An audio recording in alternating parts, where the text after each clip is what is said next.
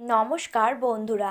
আলু রফতানিতে নিষেধাজ্ঞা, বিপর্যয়ের মুখে পশ্চিমবঙ্গ, সতর্কতা কোল্ড স্টোরেজ অ্যাসোসিয়েশনের। পশ্চিমবঙ্গ সরকার সব ধরনের আলু রফতানিতে বাধা দিয়েছে।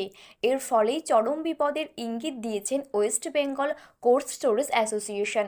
তাদের মতে রাজ্যের হিমঘরে যে পরিমাণ আলু মজুদ রয়েছে তা কৃষক এবং বাজার উভয়ের জন্যই অন্তত উদ্বেগজনক। আলুর দাম বেড়ে যাওয়ায় প্রথমে সরকার কড়াকড়ি শুরু করে, তারপর কিন্তু সম্পূর্ণভাবেই নিষেধাজ্ঞা জারি করে।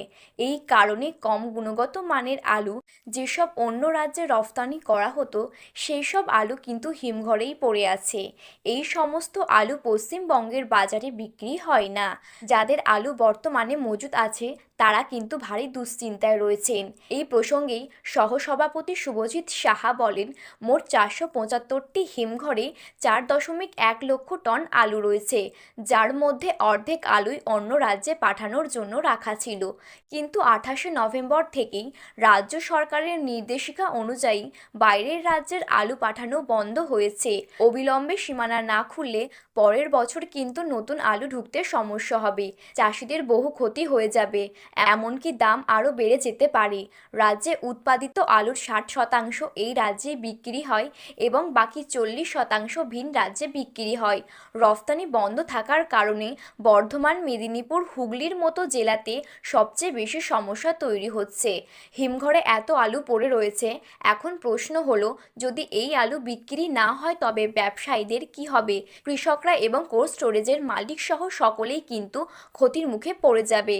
শুভজিতের দাবি, সরকার যদি অন্য রাজ্যের আলু যেতে দেওয়ার পাশাপাশি পশ্চিমবঙ্গে ব্যবহারের জন্য রাখা আলু কিনে নেয়, তাতে করে কিন্তু বাজারের আলুর দাম যেমন কমবে তারই পাশাপাশি ভবিষ্যতের জন্য ভালো হবে। ব্যবসায়ীদের একাংশ জনেরই অভিযোগ, দাম বাড়িয়ে রাখতেই হিমঘরের মালিকরা নাকি কম করে আলু ছাড়ছেন।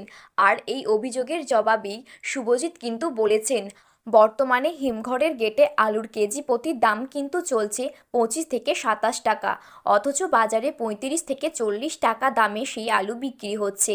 এর কারণ কিন্তু আমাদের জানা নেই। সংগঠনের বার্তা, ডিসেম্বরে 6.1 লক্ষ টন আলু মজুতের মধ্যে মাত্র 2 লক্ষ টন আলু বেরিয়েছে। সরকারের বার্তা অনুযায়ী 31শে ডিসেম্বরের মধ্যেই কোল্ড স্টোরেজ ফাঁকা করতে হবে। এই পরিস্থিতির মধ্যেই কৃষক এবং ব্যবসায়ীরা কোন দিকে যাবে তা কিন্তু কেউ জানে না। সকলেই চায় রাজ্য সরকার যাতে সঠিক পদক্ষেপ নিয়ে সমস্ত ব্যবসায়িক তথা কৃষকের বিপদ থেকে উদ্ধার করে, অন্যথা বহু লস গুনতে হবে সবাইকে। তো বন্ধুরা, ভিডিওটি ভালো লাগলে একটি লাইক করবেন এবং আপনি যদি চ্যানেলটিতে নতুন দর্শক হয়ে থাকেন তাহলে চ্যানেলটি সাবস্ক্রাইব করে পাশে থাকা বেল বাটনটি অল করে রেখে দেবেন।